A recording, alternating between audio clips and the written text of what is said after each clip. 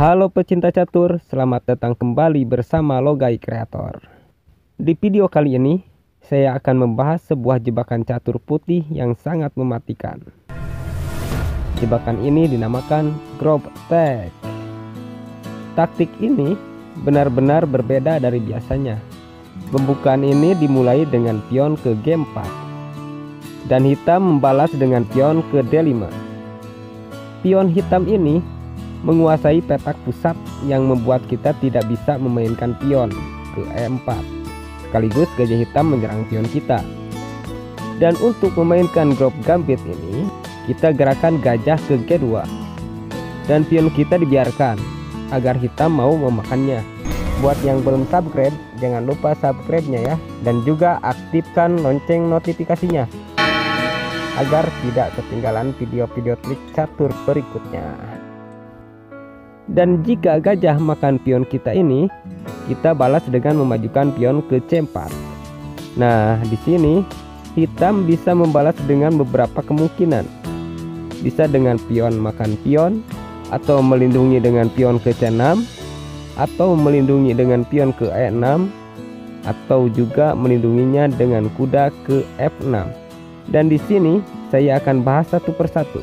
Pertama, jika pion makan pion, kita langsung saja makan pion B7 dengan gajah mengancam benteng. Dan benteng terjebak. Jika hitam ingin melindunginya, kudanya harus diangkat. Dan pastinya kuda diangkat ke D7. Lalu kita makan saja bentengnya dengan gajah. Dan hitam menteri makan gajah sekaligus mengancam benteng kita. Kita balas saja dengan pion ke F3. Dan jika gajah mundur, kita majukan saja menteri ke A4, mengancam pion. Menukar gajah dengan benteng tentu cukup menguntungkan, bukan? Oke, kita kembali ke posisi sebelumnya. Bagaimana jika hitam tidak memakan pion kita, tapi malah melindungi pionnya dengan pion ke C6?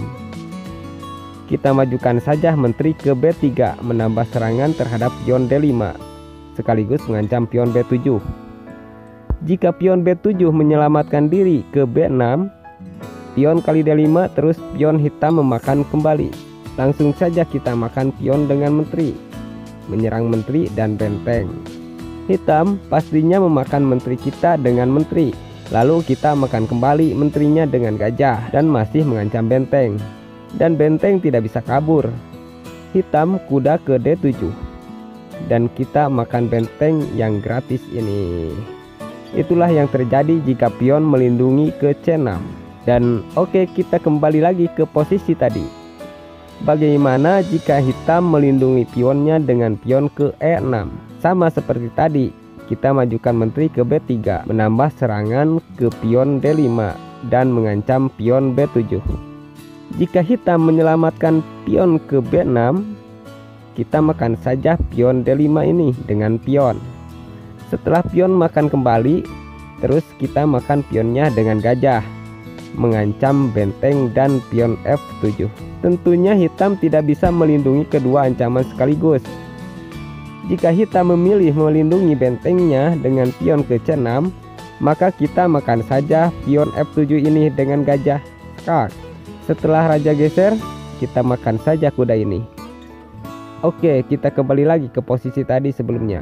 Bagaimana jika hitam melindungi pionnya dengan kuda ke F6? Masih sama seperti tadi. Kita ancam pion B7 dan menambah serangan ke pion D5 dengan menteri ke B3. Tapi di sini kita harus berhati-hati karena resikonya kita yang kehilangan menteri. Soalnya di sini hitam dapat mengabaikan ancaman terhadap pion B7. Ibaratnya hitam memajukan pionnya ke E6, menambah perlindungan pion. Dan kalian berani memakan pion B7 dengan menteri. Kuda akan ke D7 untuk melindungi bentengnya dengan menteri. Di sini kalian tidak boleh gegabah untuk menghancurkan posisi hitam. Misalkan pion kali pion, lalu hitam memakan kembali dengan pion. Lalu kita menyerang pion dengan kuda ke C3. Di sini hitam tinggal mengangkat kudanya ke C5 mengancam menteri. Menteri kita hanya mempunyai 3 petak untuk kabur, petak B4, petak B5, dan petak C6. Misalkan menteri ke B4, maka kuda ke D3. Skak ster. Pion makan kuda, maka gajah makan menteri. Atau misalkan menteri ke C6 skak, maka gajah menutup skak dan menteri terjebak juga. Atau menteri ke B5 skak, pion ke C6 menutup skak dan menteri hanya bisa makan pion skak, dan gajah menutup sekaligus mengancam menteri, dan menteri kita terjebak juga. Jadi pada posisi seperti ini kita harus makan pion terlebih dahulu. Jika kuda yang memakan pion, maka menteri ke A4 skak sekaligus mengancam gajah. Kuda menutup skak, lalu kita makan gajahnya. Dan di sini saya mau tunjukkan satu jebakan lagi.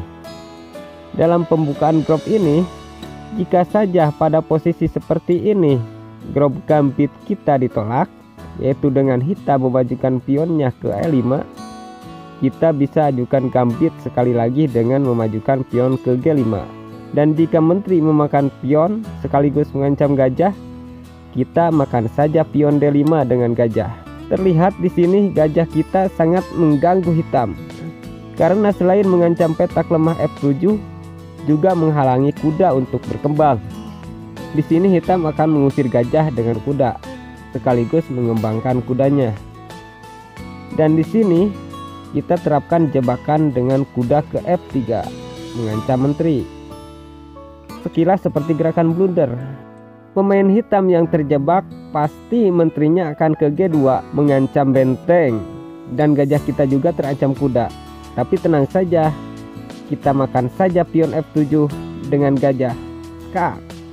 Sekilas langkah ini seperti terpaksa, daripada kehilangan gajah tanpa memakan apapun. Lalu raja akan memakan gajah kita dan kita ancam menteri dengan benteng. Hanya ada satu petak buat lari menteri ini, yaitu ke petak H3. Tapi percuma saja, karena kuda kita akan melangkah ke G5 dan skak ster.